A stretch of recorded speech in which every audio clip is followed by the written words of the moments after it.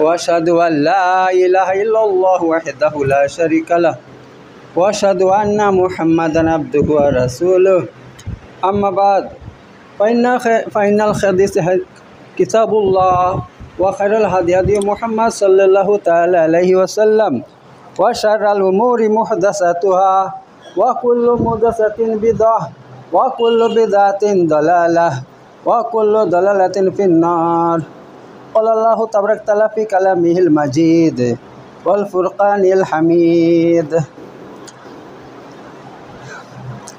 তো আল্লাহ তাআলা কোরআনের মধ্যে বলছেন, ফাইলাম ইয়াস্তাজিবু লাকা ফাআলাম আন্নামা ইয়াত্তাবিউনা আহওয়াআহুম ওয়া মান আদাল্লা মিম্মান ইত্তাবা হাওয়াহু বিগাইরি হুদা মিনাল্লাহ ইন্নাল্লাহা লা ইয়াহদিল কওমাজ জালিমিন। সাদাকাল্লাহুল আলিয়্যুল আযীম। আমি আয়াতটা তুলেছিলাম গত শুক্রবারে, তার কিন্তু আমি ব্যাখ্যা করি নাই, খালি তর্জমা করেছিলাম। আজকে তর্জমাটা করব। তো এই আয়াত আল্লাহ তাআলা পরিষ্কার করে বলে দিয়েছেন, হে নবী সাল্লাল্লাহু আলাইহি ওয়াসাল্লাম, ফাইলাম ইয়াস্তাজিবু লাকা, হে নবী সাল্লাল্লাহু আলাইহি ওয়াসাল্লাম, যদি তোমার কথা তারা না মানে বা তোমার ডাকে ওরা সাড়া না দেয়, ফাআলাম, তাহলে জেনে রেখো কি, আন্নামা ইয়াত্তাবিউনা আহওয়াআহুম, তাহলে তারা কি করছে, নিজের খায়েশাতকে অনুসরণ করে চলছে। খায়েশাত কাকে বলে? খায়েশাত হতো আমার মন করা, আমার মন যা বলবে তাই করব। হ্যাঁ, আমি কোনো কারো নিয়মের ধার ধারবো না। আল্লাহ কি বলছে, রসুল কি বলছে, সেটার ধার ধারবো না। আমি কি করব, আমার যেটা ভালো লাগবে আমি সেভাবে চলবো, তাকে বলে খায়েশাত। তো এত তোমার কথা যদি তারা না মানে, তাহলে জানবে কি, তারা খায়েশাতকে অনুসরণ করে চলছে। আর শোনো, ওয়ামান আদাল্লা মিম্মান ইত্তাবা হাওয়াহু, আর ওই ব্যক্তি থেকে অধিক পথভ্রষ্ট কে হবে, যে খায়েশাতকে অনুসরণ করে চলে। যে ব্যক্তি খায়েশাতকে অনুসরণ করে চলে, আল্লাহ তাআলা বলছেন সে দুনিয়ার মধ্যে সব থেকে বেশি পথভ্রষ্ট। শুধু তাই নয়, আল্লাহ বলছেন বিগাইরি হুদা মিনাল্লাহ, সে এমন খায়েশাতকে অনুসরণ করে চলছে যেটা আল্লাহর পক্ষ থেকে হেদায়েত নয়। ইন্নাল্লাহা লা ইয়াহদিল কওমাজ জালিমিন, আর আল্লাহ তাআলা এমন জালেমদেরকে হেদায়েত দান করেন না। এখানে দেখেন দুটো জিনিস, যারা হেদায়েতকে অনুসরণ করে না, হেদায়েত বলতে আল্লাহ এবং রসুলের হুকুম হাকামকে মেনে চলা, ঠিক আছে, তাকে হেদায়েত বলা হয়। যারা এই হেদায়েতকে মেনে চলবে না, আল্লাহ তাআলা পরিষ্কার বলছেন যে তারা কি করছে, নিজের খায়েশাতকে মেনে চলছে। আর এই ধরনের ব্যক্তিরা কি দুনিয়াতে সব থেকে অধিক পথভ্রষ্ট, এবং আল্লাহ তাআলা তাদেরকে জালেম আখ্যা দিয়েছেন এবং বলছেন যে আল্লাহ তাআলা এমন জালেমদেরকে কখনো হেদায়েত দান করেন না। এবার ভাই, দুটো জিনিস আছে দুনিয়ার মধ্যে, হক আর বাতিল। হক আছে আর বাতিল আছে। হক কিন্তু একটা হয়, বাতিল অনেকগুলো হয়। হক অনেকগুলো হয় না, সত্য একটা হবে, আর মিথ্যা অনেকগুলো হয়ে যেতে পারবে, অনেক মিথ্যা হয়ে যেতে পারবে, কিন্তু সত্য একটাই থাকে। তেমনইভাবে ভাই, দুনিয়ার মধ্যে আসল ইসলাম একটা, আর বাতিল ইসলাম অনেক হইতে পারে। অনেক রকমের ইসলাম দুনিয়ার মধ্যে থাকতে পারে, সেগুলো বাতিল, যেগুলো আল্লাহ রসুলের সঙ্গে মিল হবে না, আল্লাহ এবং রসুলের পথ মত তরিকার সঙ্গে মিল খাবে না, সেগুলো সব বাতিল। তো দেখুন, আজকে আমি আবার সেই কথাই বলবো যে দেখুন, দুনিয়ার মধ্যে কি যত মুসলমান আছে, তাদের মধ্যে 98% মুসলমান, তারা কি করছে, ওই মাযহাব মেনে চলছে। আর মাযহাবের মধ্যে কি মাযহাব, চারটে মাযহাবকে মেনে চলছে। আর ওই সমস্ত যারা আছে, তাদের আলেম ওলামা সবাই কি বলে, ওই চার মাযহাব হচ্ছে হক, এত তুমি চার মাযহাবের মধ্যে যে কোনো একটাকে মেনে তোমাকে চলতে হবে, তুমি তার বাইরে চলতে পারবে না। যদি বাইরে চলো তাহলে তোমার বিরাট অপরাধ মনে করে, ওরা বিরাট অপরাধ মনে করে। যদি কেউ বলে আচ্ছা ঠিক আছে, আমরা চার মাযহাব মানব না, আমরা কি করব, আমরা কোরআন এবং সহিহ হাদিস উপর আমল করব, বলছে না, তার অনুমতি নাই, তোমাদেরকে মাযহাব মেনে চলতে হবে। তাহলে বন্ধু, আল্লাহ তাআলা কি বলছে এখানে, আল্লাহ বলছে রাসূলকে মেনে চলতে হবে, নবীকে অনুসরণ করতে হবে। তাকে অনুসরণ না করলে তুমি কি করছো, খায়েশাতকে অনুসরণ করছো। এবার আসুন আমি আপনাদের সামনে ওই 4 মাযহাব নিয়ে আলোচনা করব এবং আল্লাহ নবী সাল্লামের একটা হাদিস নিয়ে আলোচনা করব। আল্লাহ নবী সাল্লাম কী বলছে?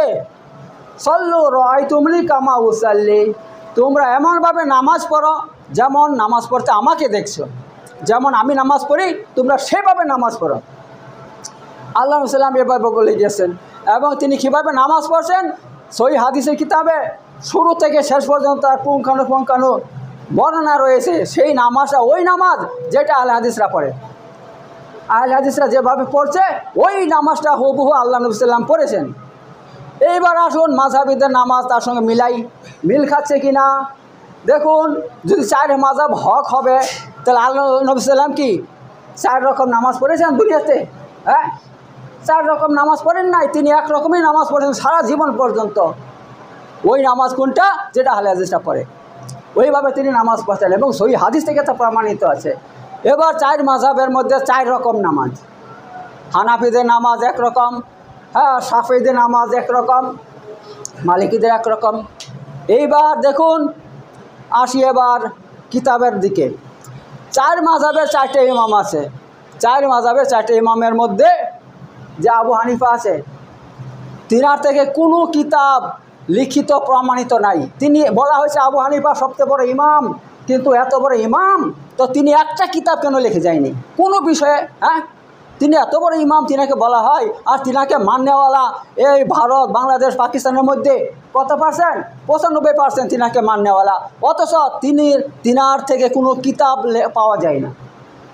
এত বড় একটা ইমাম, তিনাকে আপনার মশলা মাসাইল সম্পর্কে বিশাল বড় 10-15-100 খণ্ডের কিতাব লিখে যাওয়া উচিত ছিল, যেমনভাবে তিনাকে প্রচার করা হয়। হ্যাঁ, একটা কিতাব আছে তিনার লিখিত মশলা মাসাইল সম্পর্কে অথবা হাদিস সম্পর্কে।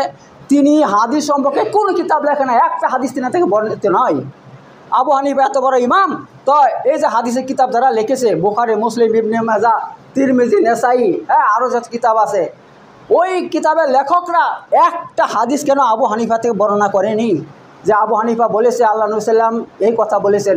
এভাবে একটা হাদিসও কেন বর্ণনা করেনি? একটা হাদিসও পাওয়া যায় না আবু হানিফা থেকে, কোনো কিতাবের লেখক একটা হাদিসও বর্ণনা করে না, অথচ আবু হানিফার এত বড় নাম, এত কিছু। হ্যাঁ, আর তিনার কাছে কোনো লিখিত কিতাব নাই, কিচ্ছু নাই। তারপর এভাবে একটা মানুষকে এভাবে, সাধারণ মানুষকে এভাবে তাকে ফুলে ফেলে এভাবে বড় করা হচ্ছে, কিন্তু বাস্তবে তার কোনো অস্তিত্ব আমরা দেখতে পাচ্ছি না, তার জ্ঞান গর্ব কোনো অস্তিত্ব আমরা পাচ্ছি না। এইবার বাকি 3 ইমাম যে কিতাব লিখেছে, ইমাম শাফি, ইমামুল লিখেছে, তারপর ইমাম মালিক লিখেছে মুয়াত্তা ইবনে মালিক, তারপর ইমাম আহমদ বিন হাম্বল লিখেছে মুসনাদ আহমদ। এই যে 3টা কিতাব 3 ইমাম লিখেছে, কিন্তু একটা কথা মনে রাখবেন, এই যে 86টা কিতাব আছে, 6টা সহিহ হাদিসের কিতাব আছে, তার মধ্যে সেগুলো স্থান পায়নি। কেন স্থান পায়নি? হ্যাঁ, তোমরা এত বড় ইমাম, তোমরা কিতাব লিখেছ, তোমাদের কিতাব মানুষ গ্রহণ করে নেই, কোনো যুগের মুহাদ্দিসরা গ্রহণ করেনি, সেইগুলো সহিহ হাদিসের মধ্যে শামিল করে নাই। সেই কিতাবগুলো একদম সাধারণভাবে পড়ে আছে, কেউ সেরকম দেখেই নাই বলে। আরে ভাই, অথচ সহিহ হাদিসের কিতাব কতগুলো আছে, অসংখ্য কিতাব আছে। এবার কথা হচ্ছে, যাদেরকে ইমাম বানিয়ে আমরা রেখে দিয়েছি তাদের কাছ থেকে কোনো পাণ্ডিত্য দেখতে পাচ্ছি না। তাদের কাছ থেকে এরকম যেরকম হওয়া দরকার ছিল, তারা অসংখ্য বিষয়ে অসংখ্য কিতাব লিখে যেতে হইতো তাদেরকে, কিন্তু কোনোই কিতাব তাদের কাছ থেকে সেরকমভাবে নাই। ইমাম মালিক মাত্র একটা কিতাব রেখেছে, ইমাম মুয়াত্তা ইবনে মালিক একটা কিতাব রেখেছে, একটা কিতাব, সে তাও বড় কিতাব নয়, ছোটো কিতাব একটা লিখে গিয়েছে। হ্যাঁ, তারপর আপনার ইমাম শাফি দুটো কিতাব লিখেছে, একটা হচ্ছে কিতাবুল একটা হচ্ছে রিসালা, দুটো কিতাব লিখেছে। তো এই ব্যাপার ভাই, তো কথা হচ্ছে, আমি বলতে চাচ্ছি আল্লাহ তাআলা কি বলছে এই আয়াতের মধ্যে, নবীকে মানতে হবে। রাসূলুল্লাহকে যদি না মানেন, হ্যাঁ, তাহলে আপনি কি করছেন? অন্য কাউকে মানলে সেটা কি করছেন? আপনি খায়ের সাথে অনুসরণ করছেন। আমি বলছি না, আল্লাহ তাআলা বলছে কোরআনের মধ্যে, তুমি খায়ের সাথে অনুসরণ করছো, খায়ের সাথে। অথচ আমরা নবী সাল্লাল্লাহু আলাইহি ওয়াসাল্লামকে বাদ দিয়ে যাদের রাস্তা ধরেছি, যে ইমামদের রাস্তা ধরেছি, সেই রাস্তা খায়ের সাথে রাস্তা। ভাই, খায়ের সাথে মন করার রাস্তা। ওই ইমাম যদি ইমামের পিছে পড়ে যান, তাদেরকে মানেন, তাহলে কি হবে? আল্লাহ তাআলা পরিষ্কার বলে দিয়েছে, সে কি তার থেকে বড় পথভ্রষ্ট আর কেউ নাই দুনিয়াতে। তার থেকে বড় পথভ্রষ্ট কেউ নাই দুনিয়ার মধ্যে। আর আফসোস লাগে আজকে আমরা যাদেরকে বড় বড় আলেম মনে করি, যেরকম আহমদুল্লাহ বলে একটা আলেম আছে বাংলাদেশের মধ্যে, ইউটিউব খুললে তার ভিডিও চলে আসবে, খালি তার ভিডিও, ইসলামী ভিডিও, খালি ওর ভিডিও, ইউর ভিডিও। তো আজকে দেখলাম, আমি নিয়ে গবেষণা করছিলাম ইমাম নিয়ে, তো সে কী বলছে জানেন, 4 মাযহাব হক, 4 মাযহাব হক, তোমার যে কোনো ইচ্ছা একটা মাযহাবকে অনুসরণ করে চলো। আস্তাগফিরুল্লাহ, আস্তাগফিরুল্লাহ, এমন একটা মানুষ এমন কথা বলছে, হ্যাঁ? অথচ আল্লাহ তাআলা কোরআনের মধ্যে অসংখ্য জায়গাতে মাযহাবের বিরোধিতা করেছে। আল্লাহ তাআলা পরিষ্কার বলে দিয়েছে যে তোমরা কি করো, তোমরা এই সিরাতুল মুস্তাকিমে চলো। সিরাতুল মুস্তাকিম মানে আল্লাহ এবং রসুলের পথে চলো, তাছাড়া অনেক পথ আছে এদিক সেদিকে, সেই পথে চলো না। সূরা নামের মধ্যে পরিষ্কার আল্লাহ বলছে সেই সমস্ত পথে চলো না। কেন? ওই সমস্ত পথে চললে তোমাদেরকে আমার রাস্তা থেকে তারা দূর করে দিবে, দূর করে দেয়। আল্লাহ নিষেধ করেছে অন্য রাস্তায়, একমাত্র কোরআন হাদিসের অন্য কোনো রাস্তায় চলা যাবে না, আল্লাহ কোরআনের মধ্যে পরিষ্কার বলে দিয়েছে। শুধু তাই নয়, এবং আল্লাহ তাআলা পরিষ্কার বলে দিয়েছে, হে নবী সাল্লাল্লাহু আলাইহি ওয়াসাল্লাম, যারা ইসলামের মধ্যে এরকম ইসলামকে টুকরো টুকরো করে কোনো একটা টুকরোকে মেনে চলে, তার সঙ্গে তোমার কোনো সম্পর্ক নাই, তার সাথে তোমার কোনো সম্পর্ক নাই। এবং আল্লাহ তাআলা কিয়ামতের দিন তাদেরকে বুঝিয়ে দিবেন এবং তাদেরকে দেখে নেবেন। আল্লাহ হুমকি দিয়েছে আল্লাহ তাআলা সূরা আপনার আনামের মধ্যে। আল্লাহ তাআলা এভাবে মাযহাবের বিরোধিতা করে আল্লাহ তাআলা অসংখ্য আয়াত কোরআনে নাজিল করছেন, অসংখ্য আয়াত। আর হাদিসের মধ্যে তো পরিষ্কার হাদিস এসেই গেছে, বুখারীর মধ্যে আমি আগে বলে দিয়েছি আপনাদেরকে। তো এই ব্যাপার, এইবার আসুন এই যে মাযহাবগুলো, হ্যাঁ, এগুলো তো দেখিয়ে দিলাম তাদের আসল রূপ, তাদের মধ্যে কিচ্ছু নাই ইসলাম সম্পর্কে, তারা কোনো তাদের ইয়া নাই, অবদান আমি দেখতে পাচ্ছি না, কোনো মশলা মাসাল কিতাব তারা লিখে যায়নি। ইমাম আবু হানিফাকে এত বড় ইমাম মানা হয়, হ্যাঁ, তুমি এত বড় ইমাম, কিন্তু তুমি ইসলামের জন্য কি করেছো, কি আছে তোমার অবদান, তুমি দেখাও কি কিতাব লিখে গিয়েছো, একটা কিতাব নাই তার লেখা। এবার শুধু তাই নয়, এবার আসুন এ হানাফি মাযহাবে শুধু এই দিকে নয়, আরও দেখুন তাদের কত পথভ্রষ্টতা দেখে নেন। এক এক করে তাদের পথভ্রষ্টতা আমি আপনার সামনে তুলে ধরবো, আপনারা দেখতে পারবেন। তাদের 1 নম্বর পথভ্রষ্টতা হচ্ছে কি, তারা কি মানে আল্লাহ সম্পর্কে, আল্লাহ কুরআন এবং হাদিসের মধ্যে আল্লাহ এবং রসুল যে সমস্ত কথা বলেছেন আমাদেরকে সেইগুলো মানতে হবে ভাই। আল্লাহ তাআলা কুরআনের মধ্যে পরিষ্কার কি বলছেন, আর রহমানু আলাল আরশি ইস্তাওয়া, দয়াময় আল্লাহ কোথায় আছেন, তিনার অবস্থান কোথায়, তিনি আল্লাহ বলছেন আমার অবস্থান আরশের উপরে, আল্লাহ বলছে আমি আরশের উপরে আছি, সেখানে আমি বিরাজমান।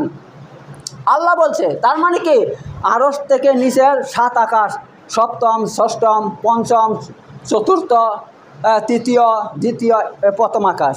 তো এইগুলোর নিচে এইগুলো, এর মধ্যে কোথাও আল্লাহ থাকে না। আল্লাহ কোথায় থাকে? আরশের উপরে থাকে, আল্লাহ তাআলা কোরআনের মধ্যে বলছে। এইবার বন্ধু, তাদের এই সমস্ত যারা হানাফি ভাইদের আছে, তাদের আকীদা কি জানেন? তারা কি বলে, তারা ওয়াহদাতুল ওজুদের আকীদা মানে। ওয়াহদাতুল ওজুদ মানে কি, সব জায়গায় একটা অস্তিত্ব, সব কিছুতে একটা অস্তিত্ব, সেটা কি আল্লাহ? নাউযুবিল্লাহ, আল্লাহ সব জায়গাতে আছে, মহাবিশ্বের সব জায়গায় আল্লাহ ছড়িয়ে আছে, সব কিছুতে আল্লাহ ভরা আছে। এই হচ্ছে ওদের আকীদা ভাই, হ্যাঁ। তাহলে এই আকীদা যদি কেউ রাখে, তাহলে সে কী করলো, আল্লাহর কোরআনকে অস্বীকার করলো কি করলো না?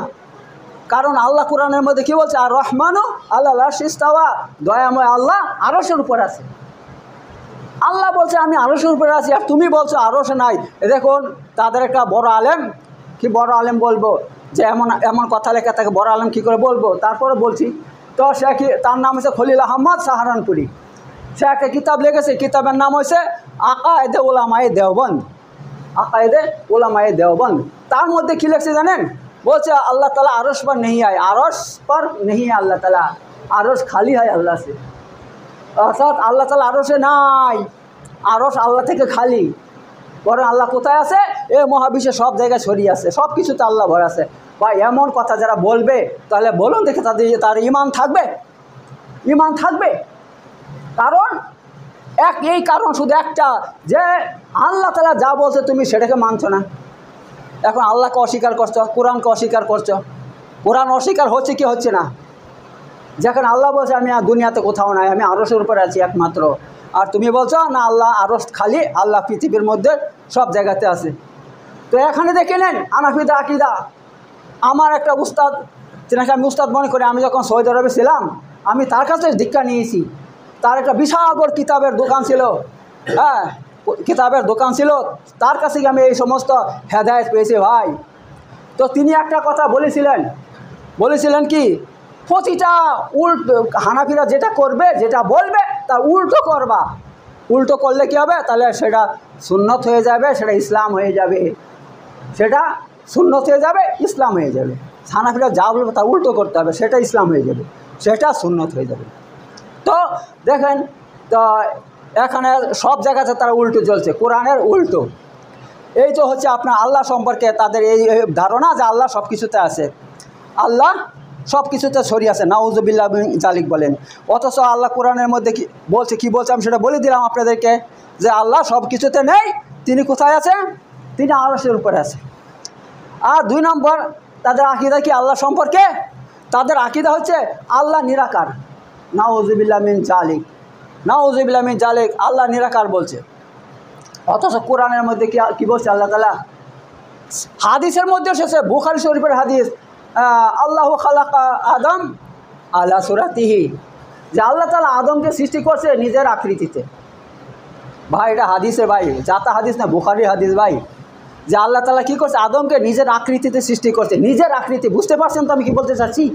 নিজের আকৃতিতে সৃষ্টি করছে, মানে আল্লাহ দেখতে যেমন তিনি সেমনভাবে আদমকে সৃষ্টি করছে। আচ্ছা, তাছাড়া হাদিসের মধ্যে এসেছে আপনার বুখারী শরীফের হাদিস, হযরত আপনার আবু হুরায়রা থেকে বর্ণিত, এক সাহাবা বলছেন, হে আল্লাহ নবী সাল্লাল্লাহু আলাইহি ওয়াসাল্লাম, আমরা কি কিয়ামতের দিন আল্লাহকে নিজের চোখে দেখতে পাবো? তখন আল্লাহ নবী সাল্লাল্লাহু আলাইহি ওয়াসাল্লাম উল্টো প্রশ্ন করছেন। কি প্রশ্ন করছেন? যে আকাশের মধ্যে বৃষ্টি না থাকে, মেঘ না থাকে, তাহলে সূর্য এবং চাঁদ দেখতে তোমাদের কোনো অসুবিধা হয় না হবে? তারা বলছে না, আকাশে যদি মেঘ না থাকে, বৃষ্টি না থাকে, তাহলে সূর্য চাঁদ দেখতে আমাদের কোনো অসুবিধা হবে না, আমরা স্পষ্টভাবে সূর্য চাঁদকে দেখতে পাবো। তখন আল্লাহ নবী কি বলছেন? ঠিক এমনইভাবে তোমরা কিয়ামতের দিন আল্লাহ তাআলাকে নিজের চোখে দেখতে পাবে। আল্লাহ তাআলা কী করতে পারবে? নিজের চোখে দেখতে পাবে। তো বন্ধুরা, যদি আল্লাহর অস্তিত্ব না থাকবে, হ্যাঁ, তিনি আকার না থাকবে, তিনাকে আপনি নিজের চোখে কীভাবে দেখবেন আপনি? তাহলে ওরা কীভাবে বলছে আল্লাহ নিরাকার? কত বড় বদভ্রষ্টতার কথা! হ্যাঁ, তাদের প্রতিটা কাজ, প্রতিটা বিশ্বাস ইসলামের উল্টো। শুধু নামাজ নয়, এবার নামাজের কথা বলবো, ওদের সমস্ত নামাজ আমাদের নামাজের সঙ্গে মিল খাচ্ছে না। তাদের নামাজ পড়ার ধরন আমাদের নামাজের সঙ্গে মিল খাচ্ছে না। আমরা যেভাবে নামাজ পড়ি, তারা তাদের সম্পূর্ণ উল্টো নামাজ পড়ে। আমরা ধীরে স্থিরে নামাজ পড়ি। কেন? আল্লাহ নবী সাল্লাল্লাহু আলাইহি ওয়াসাল্লাম পরিষ্কার বলেছে হাদিসের মধ্যে, তুমি নামাজ পড়বে, ধীরে স্থিরে নামাজ পড়ো। এই কথা কখন বলছিলেন? যখন এক ব্যক্তি নামাজ পড়ে সালাম দিয়েছে, আল্লাহ নবী সাল্লামকে সালাম দিয়েছে, তিনি কি বলছেন? ইরজি ওসাল্লি আনতা লাম তুসাল্লি, তুমি ফিরে যাও, আবার নামাজ পড়ো। কেন? তুমি নামাজে পড়েনি। তখন সে আবার নামাজ পড়ে আবার সালাম দিছে, 4 বার নামাজ পড়ে সালাম দিছে। আল্লাহ নবী সাল্লাম 4 বার ফিরিয়ে দিছে, তুমি যাও, তুমি নামাজে পড়োনি, তুমি নামাজ পড়ো। 4র্থবার সে কি বলছে, হে আল্লাহ নবী সাল্লাম, এর থেকে ভালো নামাজ আমি জানি না, আমাকে শিখিয়ে দেন। তখন তিনি কি বলছে, তিনি কথাটা বলেন নাই, ভাষায় বুঝিয়ে দিয়েছেন যে তুমি খুব তাড়াতাড়ি নামাজ পড়ছো, তুমি কি করবা? ধীরে স্থিরে পড়বা, ধীরে স্থিরে শান্তভাবে। সেজদা দিলে সেজদা থেকে উঠে বসবা। হ্যাঁ, ওর কথা বলছেন। আল্লাহ নবী সাল্লাল্লাহু আলাইহি ওয়াসাল্লাম কী করে নামাজ পড়তেন? তিনি রুকুতে যেতেন, সামি আল্লাহু লিমান বলে দাঁড়াতেন। কতটুকু দাঁড়িয়ে থাকতেন? যতটুকু তিনি রুকুতে গিয়েছিলেন, এতটুকু সময় তিনি দাঁড়াইতেন। এবার এখানে একটা দোয়া আছে, সে দোয়াটা পড়তেন। তারপর আবার একদম আল্লাহু আকবার সেজদায় যেতেন, সেজদা থেকে উঠে সেখানে বসতেন, আবার অনেকক্ষণ বসতেন, একটা দোয়া পড়তেন, তারপর আবার দ্বিতীয় সেজদায় যেতেন। এভাবে ধীরে স্থিরে তিনি নামাজ পড়তেন। আর কি করতেন তিনি? যখনই তিনি আল্লাহু আকবার বলে এভাবে বাঁধতেন, তাহরিমা বাঁধতেন আল্লাহু আকবার বলে, তখন তিনি অনেকক্ষণ চুপ হয়ে থাকতেন। তো সাহাবারা প্রশ্ন করলে যে আপনি এতক্ষণ চুপ হয়ে থাকতেন কেন? তখন তিনি বলছে যে আমি এখন এই দোয়াটা পড়ি। কিন্তু ভাই কি বলবো ভাই, হানাফি ভাইদের পিছনে নামাজ পড়ি, ইমামদের পিছনে, কি বলবো ভাই, দুঃখের কথা ভাই। ওদের পিছনে নামাজ যখন পড়ি, আল্লাহু আকবার বলে দাঁড়াই, হ্যাঁ, ওরা আলহামদু এমনভাবে পড়ে যে আমি সানাও পড়তে পারি না, সানা পড়ার সময় পাই না। আমিও বিসমিল্লাহ বলে আলহামদু ধরি, কিন্তু সেই আলহামদু আমি পুরো পড়তে পারি না, অর্ধেক পড়ি আর তারা চলে যাচ্ছে সেজদার মধ্যে। আল্লাহু আকবার সেজদা। কীভাবে নামাজ পড়ছে? হ্যাঁ, এইসব নামাজ যাতা করে পড়লে নামাজ হয়ে যাবে? এত তাড়াহুড়া করে নামাজ পড়া, এত তাড়াহুড়া করে প্রতিটা ইমামের এমন অবস্থা ভাই, প্রতিটা জায়গাতে প্রতিটা ইমামে তাড়াহুড়া করে নামাজ পড়বে। কিন্তু ভাই আবার কি করে জানেন তো, জেহরি নামাজগুলো যেমন মাগরিব, এশা, ফজর, ওইগুলো বাবা বিশাল টান দিয়ে পড়ে, বিশাল টান দিয়ে একদম শুদ্ধভাবে কেরাত করে পড়ে। আর যেগুলো বাতিনি নামাজ আছে, জোহর আসর আছে, সেইগুলো খুব তাড়াতাড়ি পড়িয়ে দেবে, তাড়াতাড়ি পড়িয়ে দেবে। তো এই হচ্ছে ব্যাপার। ও আর দেখুন আবার কি, কোনো জিনিস আমাদের নামাজের সঙ্গে মিল খাচ্ছে না। আমরা আপনার কি ঈদের নামাজ পড়ি 12 তাকবীর, ওরা পরে 6 তাকবীর, ওরা 6 তাকবীরের সাথে পড়ে। এভাবে কোনো কিছু মিল খাচ্ছে না। কিসের জন্য ভাই? তোমাদের নামাজ হক, তো তোমরা বলছো 4 মাযহাব হক।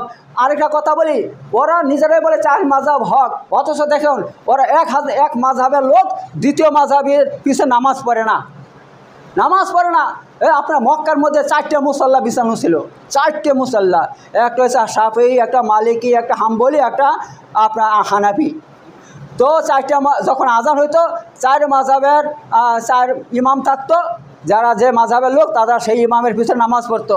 আরে ভাই এ আবার কি কথা? 4 মাযহাব যদি হকই হবে তাহলে এক মাযহাবের লোকের পিছনে 4 জনের নামাজ কেন হবে না? কেন হবে না? তো এই মন গড়া জিনিস ভাইগুলো, একদম মন গড়া ফালতু জিনিস ভাই, ফালতু জিনিস। আর বর্তমানে অনেক আলেম ওলামা আছে বাংলাদেশ থেকে, তারা এভাবে মানুষকে পথভ্রষ্ট করছে, বলে 4 মাযহাব হক, যেটা ইচ্ছে সেটা মানো। কখনো হক না ভাই, কখনো হক না। এগুলো বেদাত, এগুলো বেদাত। একমাত্র কোরআন এবং সহিহ হাদিস হক। কোরআন এবং সহিহ হাদিস মেনে চলুন। অনেকে বলবে ভাই আমরা কী করে মানবো? আমরা সাধারণ মানুষ, কেন আহলে হাদিস আলেম ওলামা আছে না? আহলে হাদিস আলেম ওলামা আছে, আহলে হাদিস মাদ্রাসা আছে সব দেশে, ভারত, বাংলাদেশ, পাকিস্তানে সব জায়গাতে আছে ভাই। ওদের পিছনে চলো, ওদের কথা শুনো। এবং তারা অনেক ভালো ভালো কিতাব লিখছে, ভালো ভালো কিতাব আছে। হ্যাঁ, সেই সমস্ত কিতাব আমার কাছে একটা কিতাব আছে বুলুগুল মারাম।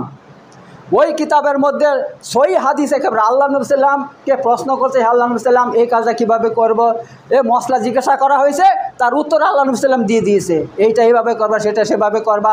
এখন কেউ যদি আমাকে বলে, আমি সেই কিতাবটা অনুবাদ করে বাংলায় করে দেব, বাংলায় করে দেব, তাহলে এর থেকে হাজার হাজার মশলা পাবে মানুষ, হাজার হাজার বাংলাতে মানুষ মশলা জানতে পারবে। ওই সমস্ত ভাই হাদিসের মশলার অভাব নাই, হাদিসে সব কিছু আল্লাহ নবী সাল্লাম বলে দিয়ে গিয়েছে। আর ইসলাম, একটা কথা আমরা আপনাদেরকে বলি, যারা বলে 4 মাযহাব হক, 4 মাযহাবের আগে, হ্যাঁ, আল্লাহ নবী সাল্লাম থেকে যখন দুনিয়া থেকে চলে গিয়েছেন, তারপর থেকে এই মাযহাব তৈরি হইতে 500 বছর লেগেছিল। ইমামরা চলে যাওয়ার পর মাযহাব তৈরি হয়েছে, বুঝলেন তো? ইমামদের যুগে মাযহাব তৈরি হয়নি। তো মোটামুটি 450 বছর পর মাযহাব তৈরি হয়েছে। এই 450 বছরের মানুষ, হ্যাঁ, অথবা ইমামদের আগে আগে আল্লাহ নবী সাল্লাম দুনিয়া থেকে চলে গেছে কত হিজরিতে? 9 হিজরিতে সম্ভবত, 9 হিজরি থেকে তিনি দুনিয়া থেকে চলে গেছে। তা 9 হিজরি থেকে নিয়ে আবু হানিফার জন্ম 80 হিজরি, তার মানে 69 বছর, 70 বছরে ধরি। এই 70 বছরের মানুষ, তাহলে তখন তো মাযহাব ছিল না, তখন তারা কাকে মেনে চলেছে ভাই? একমাত্র আল্লাহকে আর রসুলকে মেনে চলছে, কোরআন এবং সহিহ হাদিসকে মেনে চলছে। যার ফলে ভাই তারা তো জান্নাতে গিয়েছে। তাহলে মাযহাব না চললো, মাযহাব না মানলেও মানুষ কী করতে পারে? হকের উপরে থাকতে পারে, একমাত্র আল্লাহকে মেনে, রসুলকে মেনে। এত আমরা কি করব? আল্লাহকে মানবো, রসুলকে মানবো ভাই, অন্য ভেজাল পথে যাব না। শুধু এখানে নয় ভাই, আরও কিছু আছে, আরও কিছু আছে। দেখুন ওরা কি বলে আল্লাহ নিরাকার। আর হানাফি, আমি তো বলে দিলাম হানাফিদের নামাজ, হ্যাঁ, এই সমস্ত নামাজের সঙ্গে মিল খাচ্ছে না।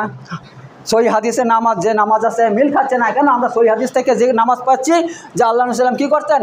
তিনি রফুলিদান করতেন, জোরে আমিন বলতেন। হ্যাঁ, সাহাবারা বলছে যে আল্লাহ নবী সাল্লাম কী করতেন? জোরে আমিন বলতেন, তিনি জোরে আমিন বলতেন। শুধু তাই নয়, আমিন বলা নয়, তার ফজিলত বলে গিয়েছেন। যারা জোরে আমিন বলবে নামাজের মধ্যে ইমামের পিছনে, যখন ইমাম বলবে ওয়ালা দলিন, আল্লাহ নবী সাল্লাম কী বলছে? তোমরা বলো আমিন, তোমরা বলো আমিন, হুকুম দিয়েছে আল্লাহ নবী সাল্লাম, আমিন বলো তোমরা। আর আমিন বললে কী হবে? ফজিলত বলে দিয়ে গেছেন যে যখন আমিন বলা হয় ওই সময় ফেরেশতারাও আমিন বলে। আর তোমার আমিন যদি ফেরেশতাদের আমিনের সঙ্গে মিলে যায়, তাহলে তোমার সমস্ত গুনাহ আল্লাহ মাফ করে দেবে। আল্লাহু আকবার। এভাবে শুধু আমিন বলা নয়, তার ফজিলত পর্যন্ত বলে দিয়ে গেছে। অথচ তারা বলে আমরা আমিন কখনো বলবো না। ওরা আমিন বলে না, আমিন বলে ওরা রেগে যায়, মসজিদ থেকে বের করে দেয়। আবার দেখেন একটা মসজিদকে ভেঙে দিয়েছে ওরা, আহলে হাদিসদের মসজিদকে একদম ভেঙে দিয়েছে হানাফিরা বাংলাদেশের মধ্যে। হ্যাঁ, তো এই ধরনের ব্যাপার ভাই। তো কী ধরনের মুসলমান? আমিন বললে মসজিদ ভেঙে দিচ্ছ তুমি, অথচ তুমি হাদিস তাহলে মানলে কোথায়?